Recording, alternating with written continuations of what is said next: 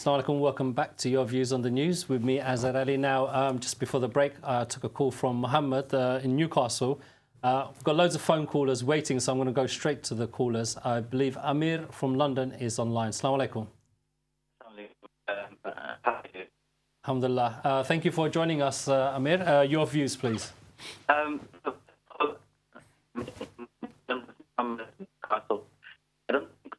You're born and it teaches you whether to respect a woman or not. Sorry, can you just say that again, Amir? Sorry, in terms of views of Muhammad from Newcastle. Okay. It's not whether you're born and bred, your mother and father teaches you, which is very important. Because you see, I was born and bred in Pakistan, and I am in a situation where... Yeah, carry on, I can hear you, yeah. Can you hear me? Okay.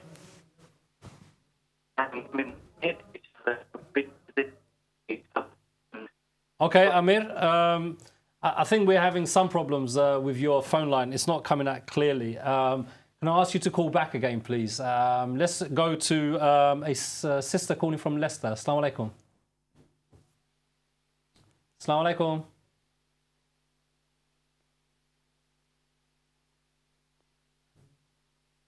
Hello, assalamu alaikum. Aisha from London. Yes. Assalamu alaikum, sister. Assalamu alaikum. Wa alaikum salam. You're on air. Your views, please. Oh, assalamu alaikum wa rahmatullah. Mashallah, I must say I'm very impressed with the program. I think it's about time that the Muslim community has woken up to the difficulties that women are facing within their home as Muslims. Jazakallah. As a person, I'm a revert to this beautiful deen for over 12 years now, alhamdulillah. Alhamdulillah. And prior to Islam, from a Western background, I didn't understand my purpose as a woman apart from what society dictates. Coming into Islam, reading the books of Islam, seeing the examples of Sahabiyats and the women of the Sahabas, has given me a purpose and a reason as a Muslimah and to appreciate myself as a woman. So this beautiful deen has given a lot of status to women in regards to our role, our duties, and so on and so forth. But unfortunately, I find as I get older and more into the deen, the people around me and my sisters and so on, you find that this stigmatism on what woman and the status of woman is not only in the Asian community, it's also a lot, and you'll find it in North Africans as well, and in North African marriages, where the woman sometimes plays the role of both male and female in regards to duties and responsibilities. And a lot of the times you'll find the woman, because she's playing this role, she also has the children to look after, so the benefit system becomes a supporter while she has a husband. And she's expected to give all that money to the husband, and he just dictates to her and tell her what to do and how to do it. And I feel this is where the value of the woman is not valid. She's not valued as a female in regards to her creation and the purpose of her creation. And a lot of the times, it's also that if a woman is confident, if a sister is confident and outspoken and confident in herself to have a conversation with her husband, she's seen as a woman who is argumentative. How is it that if a sister is confident to have a conversation with her husband and say, look, I think this is wrong or this is right, not that she's disobeying him, but she has a character which is confident to explain and express herself. And because of this and the stigmatism of women should know their place, she's not given the opportunity to express herself. And I find a lot of the times as well, unfortunately, speaking to some Imams, that you have a situation where you have to speak to an Imam to get an understanding according to Quran and Sunnah. And the Imam would say to your sister, have sabr. In this situation, how can you have sabr when you've been abused, you've been neglected, you're not being provided for? And as we know that the deen of Islam, subhanAllah, gives the situation where the men are the leaders, but it comes with criteria. You provide and protect. And through that, your wife obeys you. Obedience is not according to his rules and regulations. It's according to Quran and Sunnah. Where does it end? Okay, you are the wife. You obey your husband. Who does the husband obey? He does what he likes, when he likes, how he likes. Where does it stop? And if a sister goes to an Imam and expresses herself, the Imam should have sabr. So this is a situation where it's like, what happens there? What do you do in that situation? And as I said, Islam does not allow this. And alhamdulillah, you know. Okay, sister, I think, I mean, that last point that you were making about the sisters or women who wish to express their views and obedience on what conditions are obedience expected? Is it obedience on the basis of the whim of the man, or is it basis of obedience to Allah, as you rightly mentioned, Quran and Sunnah? I will put that to the Sheikh. Let's take our next caller, Sister Asma from London. Assalamu alaikum. Wa alaikum assalam. You're on air, sister. Your views. Oh, assalamu alaikum, and good to see the Sheikh's on again. Yeah, popular Sheikh. Yeah. Right, yes. You know, these men that beat their wives have no taqwa. Most of these men who beat their wives. Because you find they don't even pray, most of them. The ones that beating their wives or, you know, have this sort of problem. That they'll only go to the mosque when Eid comes. And, you know, the sheikhs really, when they go on the minbar on Friday, Jummah, they need to educate both men and women about their role in Islam. And, you know, there are a lot of television programs on Islam channel that tells about these things. But I don't think they're listening. The only time they listen is when they're actually in the mosque. Yeah. And if the mosques are not talking about it, how on earth they're going to get through to the men out there? Then they need to educate them and tell them what their roles are, instead of, you know, they're just doing what the non-believers do. Because most of them, when they go to a workplace and things like that, they just pick up these things from, you know, their peers or whoever they're with at the time. And then they come home. Just on that point, sorry, Sister Asma, just to interrupt you, just on that point, because one of the questions is, obviously they're not getting that learning from Islam, because Islam doesn't teach for you to be violent towards your husband or wife. But where is this learning coming from? I mean, you mentioned peers. I mean, where does it come from? Is it an aggressive male culture, this issue? What is it, do you think, in your views? You're men yourselves, and you know that when men get together and they talk about silly things... You know, no, we don't. We talk about very important things, I'll have you know. Well, most of them do. And the master, I was joking, sorry, carry on. Who's not a Muslim, and say, well, I did this, and I'll tell my wife this, and he would say, well, you know, I don't get that sort of thing. I never allow this sort of thing in my home. Instead of explaining to them in a nice way, because what they envy Muslims for, and Muslim men and women should realize this, what the people who are Muslims envy us for is our family structure, the home structure, how you and your wife get on together, you and your children, and when they see that you're living a happy life like that within the home circle, then, you know, they start not liking this sort of thing. And if you get into that trap of how they're treating their family, and, you know, instead of when you hear these sort of talks, they should walk away or say, stop, this is not how we do it, or this is how Islam tells us what to do. Okay, Sister Asma, I'm going to have to stop you there. I'm going to take one more caller, Sheikh, and I'm going to come back to you. Yeah, I know you've been waiting very patiently. Let's take Haroon, who's calling from London. Assalamu alaikum, Haroon. Hareem. Hello. Hello, assalamu alaikum. You're on air? It's Hanif. Oh, it's Hanif. My apologies. I'd like to take all the blame for that, because obviously I wasn't given a different name. No, it's fine. It's no problem, inshallah. I've got a few quick questions for the Sheikh. The first one is there's a lot of cynicism from sisters about how this issue is going to be tackled, because they really don't know where to turn. If they go to the Imams, like the brother said earlier, either they say there's no problem or they say have sabr. If they go to social services, then the emphasis isn't about keeping the family together, and they're just petrified that their children are going to be taken away. So where can these sisters turn? And just a couple of quick ones, just on the issue of child abuse, because it hasn't really been tackled, and that does fall under domestic abuse at the end of the day. You know, somebody asked the question, what can we do if we, you know, physically see somebody beating their child? You know, what kind of intervention can we take, especially if it's quite bad? And it often happens in the family scenario and so on. You know, you'll see someone beating the child, and so what can they do?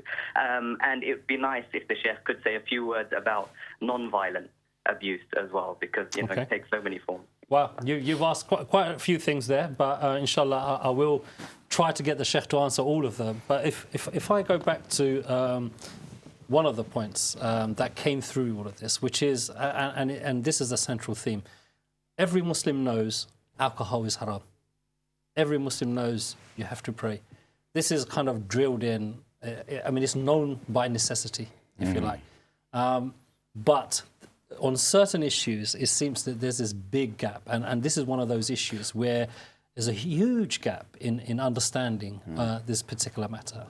Now, I understand earlier you mentioned, people, the sensitivities and all of that kind of stuff.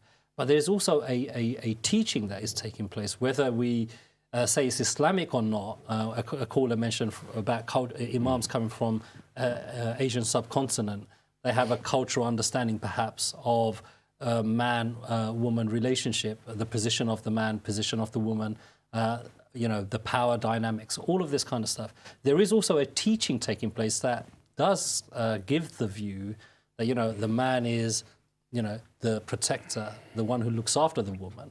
That's why, and his role is higher than the woman. And so that's where the power dynamics are set. That equality, that respect doesn't then come into figure.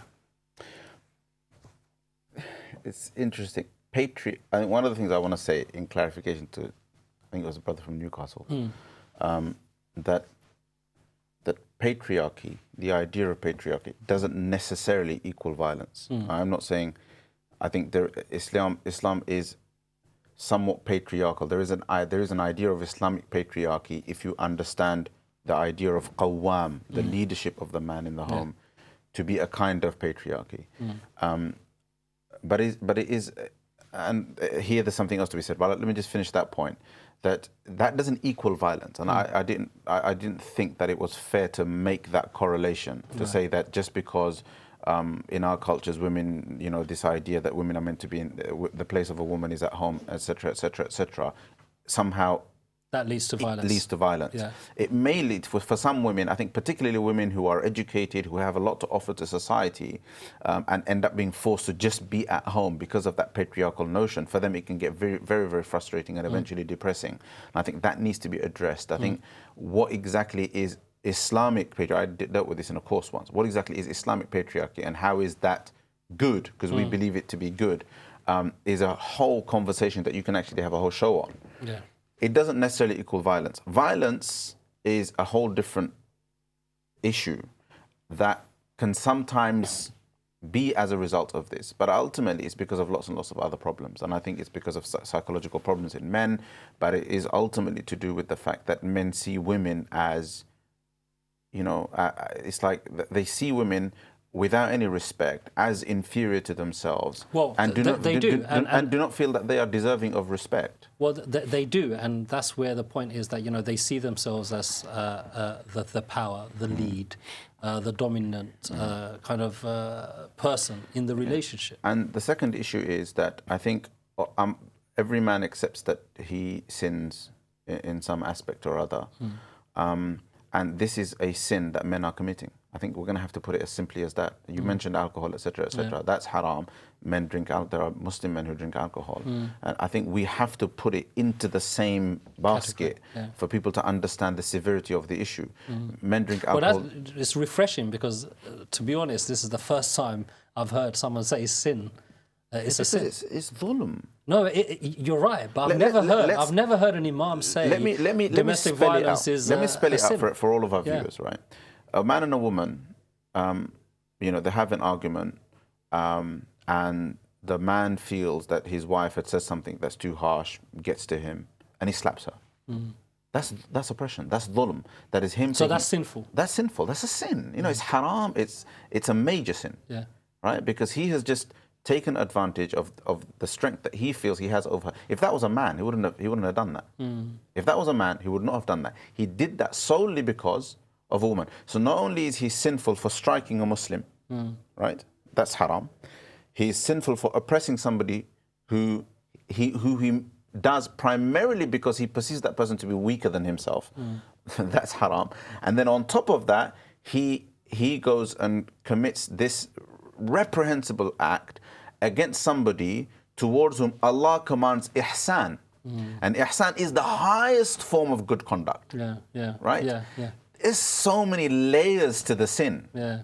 You know what I mean? Wow, that's... So, I mean, subhanAllah, honestly, I'm saying that I find that very, very refreshing and new. And, well, viewers, tell me what you think. Let's go to our phone lines. I know Hanif asked a number of questions. I'll try to get to those. I believe Sadiq from Essex. Assalamu alaikum. You're on air. Your views, please. Yes, Charles, how are you doing? alhamdulillah, alhamdulillah, jazakallah khairan. Okay, right. I just wanted to make a couple of quick points. The first being, Islamically, I think we all know it's not permissible for a man to treat his wife in this way. And when we're referring to men who carry out domestic violence, we're referring to men who probably don't take Islam as a adhere to the Islamic principles. So we're actually, I don't see how a lot of people tend to, and media, they tend to have this kind of notion that Islam is related to oppressing women and domestic violence. But I don't think this has anything to do with Islam. And as I said, a lot of men who do this, they're not Islamic. They don't have much knowledge of Islam. Sadiq, can I just ask you a question? You're absolutely right, and the Sheikh has made that point, and you're right. Have you ever heard that hitting a woman is sinful? Have I ever heard? Has anyone taught you that that's a sin? I think it's part of. Now, my question is: has anyone ever taught you hitting a woman or your wife is sinful? Before I ever became practicing in terms of my deen as a Muslim, I always grew up to believe that it's cowardly to hit a woman anyway. No, that's. I'm not arguing with that. Sorry, don't misunderstand me. I'm not talking about your personal. I'm trying to understand. I'm trying to get an understanding of the teaching that is happening out there. Has an imam? Have you heard? Have you gone to a circle anywhere where someone has said hitting a wife is sinful? Well, in terms of, I have come across indirect evidence. For example, in terms of the way the Prophet was with his wife, he would knead the dough because it was hard to knead the dough, and he wouldn't want his wife to do that. So anything that was hard or strenuous, he would do this because he didn't want his wife to go through the hardship. The way he behaved with his wife, you would naturally, you're led to believe that he did not use this kind of behavior towards his wife, and he is our role model. So in that sense, of course, I have been taught that from the character of our Prophet that it is sinful to strike a woman. Okay. That's the first thing. But I think the second point was that I think we do have to accept the fact that Islam does give women and men different roles. And I don't think it's a bad thing for a woman to stay at home, raise the kids, because that's also a job on its own. As they say, to educate a child is to educate a nation. So that's very important. And I think it's not. I think to look down on or have a kind of condescending manner towards women who raise. Okay. Jazakallah khair, Sadiq. We are running out of time. I'm going to quickly take one more caller, and then I'm going to come back to you and normal calls. There's a sister waiting from London. Assalamu alaikum. Walaikum salam. Sister, you're on air. Your views, please. Yeah, it's a very interesting topic. I'm glad it's been covered, inshallah. And I think it's important that that you have imams who are actually openly talking in their speeches, especially on Jummah, when a lot of Muslims just come on the Jummah, when men normally go on a Jummah and talk about these topics like, abuse of women, emotional abuse, physical abuse, and also sexual abuse of children. Because in Islam, we know it's not allowed. However, it's those uneducated and practicing Muslims who occasionally go to the mosque, and maybe through the imams, if they raise these topics specifically, inshallah, they might get something through to them. Inshallah. It's wrong, it's going on, it's pushed under the carpet, no one talks about it. And I think it's important that I'm really glad that this has come up now. Okay. I was in a relationship where I was physically abused, emotionally and physically, and battered and everything else for years, and I didn't have any support at all to get out of that marriage. And a lot of women suffer in silence. I was supposed to be patient.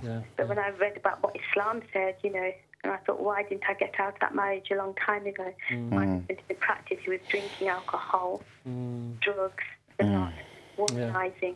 And he's supposed to be a Muslim. And I was born here, and he wasn't born here. He was born in an Islamic country. So I think there's very many issues. Yeah, absolutely, absolutely. Well, thank you, sister, for your views. And we are running out of time. For sharing we that, literally got 3 minutes left. Let me just, sorry, sister, thank you for your calls, and we have to move on. We've literally got 3 minutes left.